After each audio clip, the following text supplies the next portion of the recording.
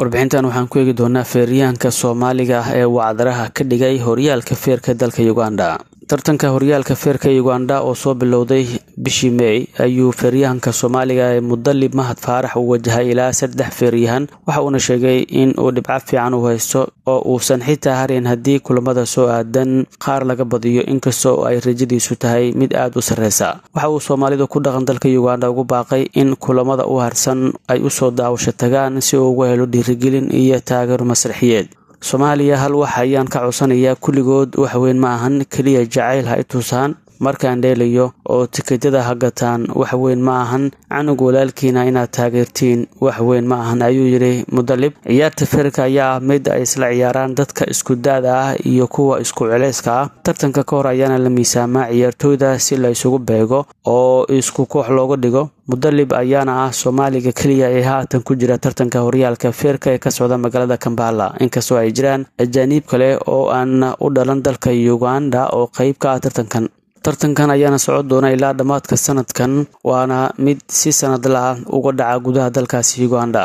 waa 18 sano jir feeryahan ah waxa uu haatan ka mid yahay feeryahanada tartanka horyaalka Uganda isagoona ciyaaray ilaa 3 wareeg oo uu guul ka gaaray sidoo kalena uu kaalmo kala duwan u ka galay. Mudalib Mahad Faarax waxa uu ku dhashay dalka Uganda waxa uu haatan uu ku nool yahay magaalada caasimadda ee Kampala. heerkiisa waxbarashada ayuu ka marayaa dugsiga dhexe. qoyska Mudalib waxa ay ka kooban yihiin ilaa 5 qof oo rag iyo dumar isugu jira waxaana soo kurisay hooyo Xamdi Nuur Geele halka aabaha qoyskana uu dhintay sanadkii 2013. nolosha qoyska uu feeryahankan uu ka dhashay ayaa mid ku tiirsan hooyada waxayna inoo sheegtay in waxbarashada iyo sidoo kale biilka iyada ay u soo dhiciso si ay caruurteedu ay u helaan nolol aad u fiican.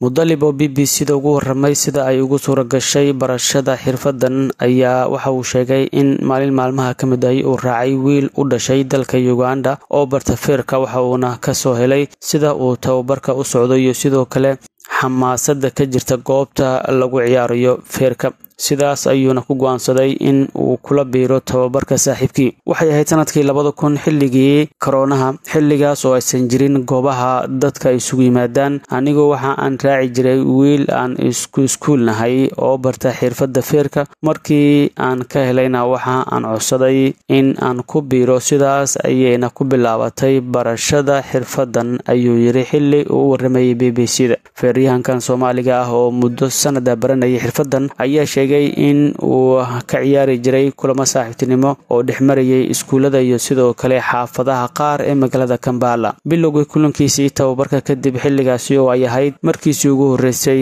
ee uu galo garoon si uu ula feertamo wiil ligiisa ah oo u dhashay dalka Uganda ayuu muujiyay ciyaar wanaag inkastoo oo laga badiyay Mudalib balse qaar ka mid ah tababarayaasha horyaalka Uganda oo goobjoogaha kulankaasi ayaa dalbaday si ay u gudbiyaan tartamada feerka ee ka jira dalkaasi. sidaas ayayna ugu suura gashay in uu maanta qayb ka yahay tartanka horyaalka feerka ee ka socda caasimadda dalka Uganda ee Kampala. Mudalib waxa uu ciyaaray kulamo badan oo saaxiibtinimo marka laga reebo tartanka horyaalka ee hadda socda oo uu ku matalayo kooxda la yiraahdo Kololo Pokis Club. waxa uu sheegay in aysan jirin waxyeello ka soo gaadhay feerka maadaama ay isla ciyaarayaan dad ay isku miisaan yihiin sidoo kalena ay xiran yihiin difaac loogu talagalay ciyaartooyda feerka. kulamadiisii hore ayuu ku mutaystay bilado kala duwan sida dahab qalin iyo bilad saddexaad ee maanta waxa kale uu helay shahaado. guulahan ayaana hordhac iyo sidoo kale dhiirigelin u noqday inuu sii wado hadafkiisa ku aadan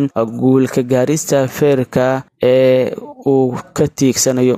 mar uu ka hadlayay biladaha ayuu yiri 3 bilad ayaan haystaa iyo shahaado waxaan helay sanadkii u dambeysay 2023 sanadkaas oo dhan waan dagaaltamayay si aan u imaado meesha aan joogo farxad weyn ayayna ii tahay ayuu yiri. Mudalib ayaa BBC-da u sheegay in kulankiisii ugu adkaa uu ahaa midkii uu ku qaaday bilada dahabka xilligaas oo aysan jirin taageerayaal Soomaaliya oo u daawasho tagay ama xitaa taageerayaal ajaanib ah oo dhankiisa ah. waxaan xusuustaa ciyaartii aan qaadayay bilada dahabka aniga markaas Soomaali dhan ma taageersaneen ee jareer ayaa i taageerayay, waxayna i dhaheen canuga Soomaaliga waa la garaacayaa. Marka meesha aan ku dheeliyay labada meelba waa la iga badnaa. Marka aniga meeshaan soo galay, wiilka ila tartamayay waxa uu dhahayay canugan ma iga badana, waana isku dhaarsaneen. Marka meeshaasi dadka jooga dhan meesha ayay ka qeylinayeen, qaarna aniga ayay i taageersanayeen, qaarna kan kale. Maalintaas aniga xitaa waan farxay, ayuu yiri xilli uu rameeyay BBC-da. Feeryahankan ayaa sheegay in markii uu ku biiray goobta tababarka ay hooyadii tiro dhowr jeer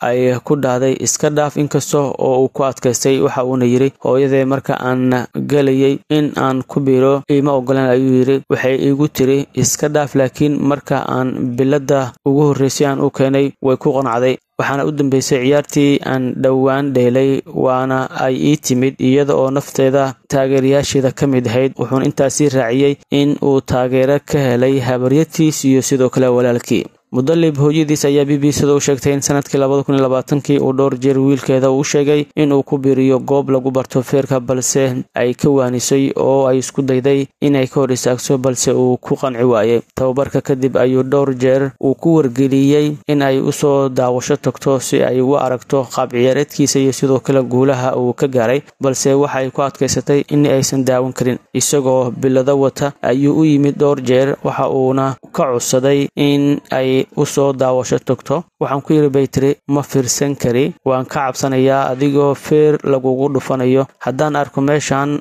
soo dhexgelaya, ayay tiri. Si walba ha noqotay, hooyadii ayaa ugu dambeyntii waxa ay ku qanacday xirfadan cusub ee uu leeyahay wiilkeeda. Hooyo Xamdi Nuur ayaa sidoo kale sheegtay in xilliyada uu feerka soo ciyaaro ay habeenkii marka uu guriga u yimaado ay fiirin jirtay guud ahaan jirkiisa si ay nabar ama jug ay ugu goobto wiilkeeda. Intaas ayaan kusoo gabagabeynaa guud ahaan warbixintii aynu kaga hadlaynay feeryahan Soomaaliya oo wacdara ka dhigaya gudaha dalka Uganda, gaar ahaan magaalada Kampala ee caasimadda dalkaasi.